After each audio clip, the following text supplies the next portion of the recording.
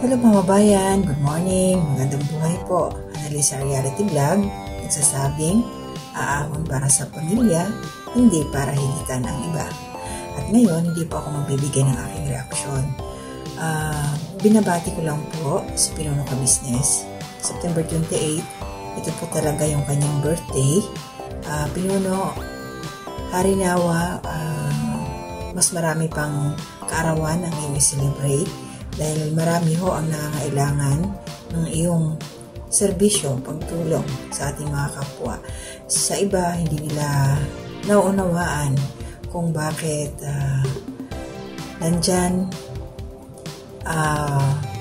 binalikan mo yung mga dati mong natulungan. Kasi may nababasa ako sa comment section na bakit kailangan pang balik-balikan yung mga natulungan na. So, hindi nila maunawaan yun na ikaw yung klase ng tao na hindi pang isang araw lang ang pagkilala sa mga kababayan natin.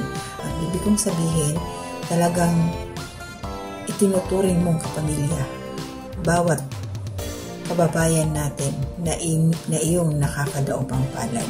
Kaya mapapalad po yung mga nariyan na natulungan mo ng Ka-Business Family ng mga nakaraang buwan, nakaraang taon. At ito nga, binigyan nyo sila ng time, ang mga kagwangs, binalikan sila, binisita para personal na maimbita. At yun nga, kahapon, nag-aantay kami Pinuno ng inyong upload para doon sa celebration. Sobrang excited po kami. Pero siguro, tulog na ako nun, mamaya-maya lang. Pagising ko lang napapanood. Kaya pinunilo yung sa akin, mag-iingat po kayong palagi kasama ang iyong pamilya, mga kagwangs, na araw-araw kayong bumabanat. On cam or off cam man. So, maswerte kami ng mga reactors ng iyong channel dahil isa rin kami na itinuring mo pamilya, itinuring ninyong kapamilya. May iba sa amin, hindi niyo pa nga nakikita, pero nandyan kayo talaga as in. Kulang na lang na magkaharap-harap talaga tayo ng mga personal na tayong lahat. Kaya maswerte po talaga kami dahil, ayan, na nakasama kami sa Ka-Business Family, sa Ka-Business Official, syempre kay Papa Dins din po. Kaya, yung mga nandyan sa party, sana nag-enjoy kayo kahapon na nandun kayo sa resort. Nag-aantabay lang ho kami. Napanood ko na rin ho yung nila Nika, mag-decorate sila. So, yun lang po yung sa akin, Pinuno Ka Business. More birthdays to come. At umaasa kami na darating din yung tamang panahon na isa sa birthday celebration mo ay makakasama na kami.